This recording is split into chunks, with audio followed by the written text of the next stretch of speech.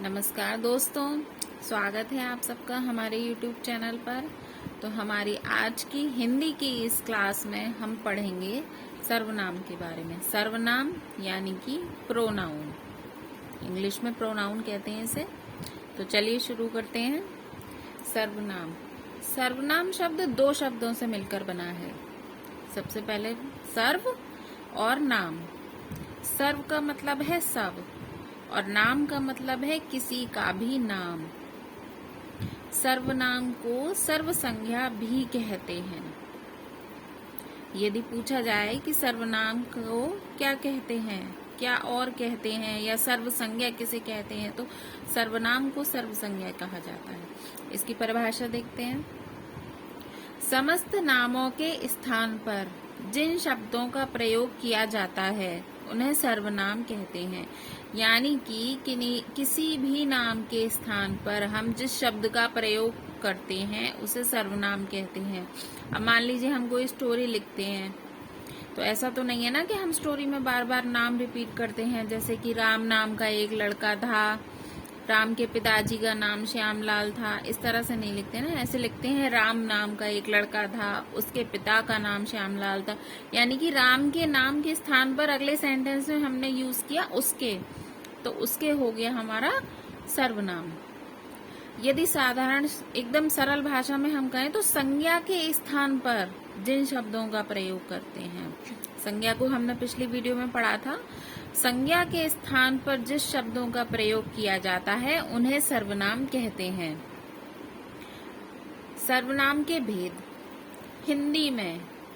हिंदी भाषा में कुल 11 सर्वनाम होते हैं। यदि प्रश्न पूछा जाए हिंदी में कुल कितने सर्वनाम होते हैं, यहाँ ये नहीं पूछ रहा है कि हिंदी भाषा में सर्वनाम कितने प्रकार के हैं, ये पूछ रहा है कुल 11 सर्वनाम, सर्वनामों की गिनती।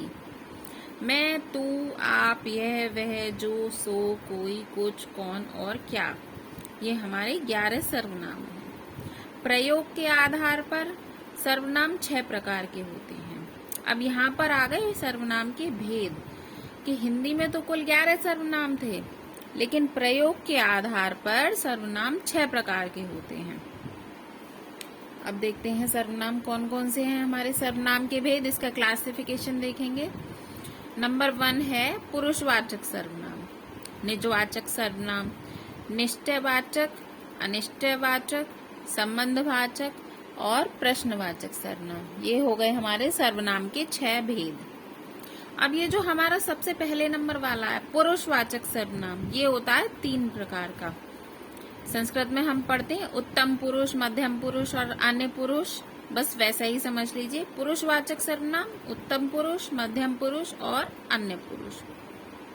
चलिए अब इनके बारे में थोड़ा डिटेल में जान लेते हैं। पुरुषवाचक सर्वनाम, जिन सर्वनाम शब्दों का प्रयोग पुरुषों, अब यहाँ पे पुरुषों से मतलब केवल मेल कैटेगरी से नहीं है, यहाँ पुरुषों में पुरुष तथा स्त्री, मेल और फीमेल दोनों ही शामिल है। पुरुषों के स्थान पर किया जाए पुरुषवाचक सर्वनाम कहलाते हैं। पुरुषवाचक सर्वनाम 3 प्रकार के होते हैं। ऊपर हमने जाना था उत्तम पुरुष, मध्यम पुरुष और अन्य पुरुष। अब उत्तम पुरुष में कौन कौन से आते हैं? मैं, हम। देखिए अगर थोड़ा सा डिटेल में हम इसको समझें तो ये जो हमारी हिंदी की व्याकरण और इंग्लिश की व्याकरण है तो सेम ही, हिंदी में भी व्याकरण और इंग्लिश में भी व्याकरण, एक ही कॉन्सेप्ट है। वहाँ यहाँ हिंदी में है, वहाँ इंग्लिश में है। अब देखिए उत्तम पुरुष फर्स्ट पर्सन हो गया, मध्यम पुरुष सेकंड पर्सन हो गया और अन्य पुरुष थर्ड पर्सन हो गया। उत्तम पुरुष मैं और हम, मध्यम पुरुष तू, तुम, आप, अन्य पुरुष वह, ये, यह, ये, आप।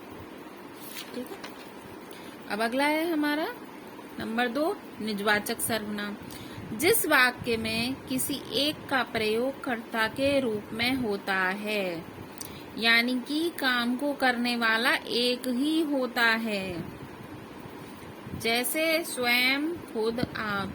अब यहाँ पर ये शब्द सेंटेंस में अपने आप ही बता देंगे कि यहाँ पे कौन सा सर्वनाम प्रयोग हो रहा है। जैसे कि उदाहरण से समझते, ये कहानी उसने स्वयं लिखी है। स्वयं यानी अपने आप लिखी है। निजता, निजता यानी प्राइवेसी, खुद तक सीमित है। मैं खुद ही वहां आने वाला था। खुद, फिर से निजता आ गई, निजवाचक सर्वनाम। निश्चयवाचक सर्वनाम नंबर 3, जिन सर्वनाम शब्दों के प्रयोग से किसी भी प्रकार के निश्चय का बोध हो, यानी कि ऐसे शब्द जो किसी भी प्रकार के निश्चय को दिखा रहे हैं, जैसे यह, ये, वह, वे, इन्होंने, उन्होंने आदि। उदाहरण, यह मेरी लेखनी है। अब ये क्या कह रहा है, सेंटेंस डिफाइन कर रहा है कि यह मेरी लेखनी है, यानी कि निश्चय बता रहा है कि ये मेरी ही लेखनी है, किसी और की नहीं है, निश्चय बता रहा है।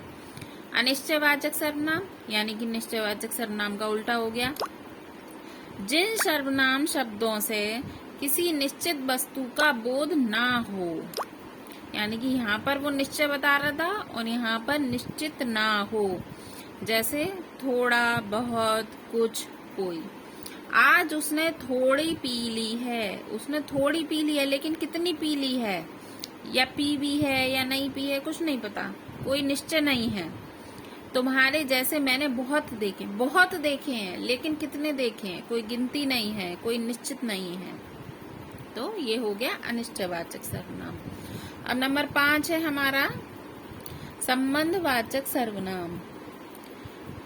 जिन सर्वनाम शब्दों का किसी दूसरे सर्वनाम शब्द के साथ संबंध हो, यानी कि जो सर्वनाम शब्द दूसरे सर्वनाम शब्द के साथ संबंध स्थापित करते हों, उन्हें संबंधवाचक सर्वनाम कहते हैं। यानी कि एक ही सेंटेंस में 2 तरह के हमारे सर्वनाम प्रयोग होंगे। जैसे जो, सो, वही, जिसकी, उसकी आदि। उदाहरण देखते हैं, जो बोओगे सो काटोगे। जो, सो। जिसकी लाठी उसकी भैंस। जिसकी, उसकी। यहाँ पे संबंध बता रहे हैं आपस में, जिसकी और उसकी, यानी कि जिसकी लाठी है उसी की भैंस। अब अगला है नंबर 6 प्रश्नवाचक सर्वनाम। जिन सर्वनाम शब्दों से प्रश्न का बोध हो, जैसे कौन, कहाँ, क्या आदि। यानी कि ऐसे सर्वनाम शब्द जो किसी भी तरीके का प्रश्न कर रहे हैं, क्वेश्चन मार्क आ रहा है जिसके एंड में, वहां होगा प्रश्नवाचक सर्वनाम। उदाहरण देखते हैं, वहां कौन खड़ा है। कौन खड़ा है। तुम वहां क्या कर रहे हो। तो ये प्रश्न बता रहे हैं, तुम वहां क्या कर रहे हो। तो ये हो गए हमारे प्रश्नवाचक सर्वनाम। तो ये हो गया हमारा सर्वनाम का टॉपिक पूरा। एक बार इसको फिर से देख लेते हैं। सर्वनाम सर्व और नाम शब्दों से बना है। ऐसे शब्द जिनका नामों के स्थान पर या फिर संज्ञा के स्थान पर प्रयोग किया जाता है सर्वनाम कहलाते हैं। हिंदी में 11 सर्वनाम होते हैं और प्रयोग के आधार पर सर्वनाम 6 प्रकार के होते हैं। मान लीजिए पूछा जाए कि सर्वनाम कितने प्रकार के होते हैं, तो आपको 6 प्रकार ही लिखना है। अगर ये पूछे कि हिंदी में कुल सर्वनाम कितने होते हैं, तो हम 11 लगाएंगे। सर्वनाम 6 प्रकार के हैं हमारे। पुरुषवाचक सर्वनाम, निजवाचक सर्वनाम, निश्चयवाचक, अनिश्चयवाचक, संबंधवाचक और प्रश्नवाचक। पुरुषवाचक भी 3 प्रकार के हैं, उत्तम पुरुष, मध्यम पुरुष और अन्य पुरुष। पुरुषवाचक सर्वनाम जिनका प्रयोग पुरुषों के स्थान पर किया जाए, ये 3 प्रकार के होते हैं। उत्तम पुरुष में हमारा मैं और हम, मध्यम पुरुष में तू, तुम, आप, अन्य पुरुष में वह, ये, यह, ये आदि। निजवाचक सर्वनाम यानी कि निजता को डिफाइन करता है, जैसे कि स्वयं, खुद, आप, ये शब्द प्रयोग होंगे सेंटेंस में, वहां निजवाचक सर्वनाम होगा। जो वाक्य में किसी निश्चय का प्रदर्शन कर रहा होगा, जैसे यह मेरी लेखनी है, वहां निश्चयवाचक सर्वनाम होगा।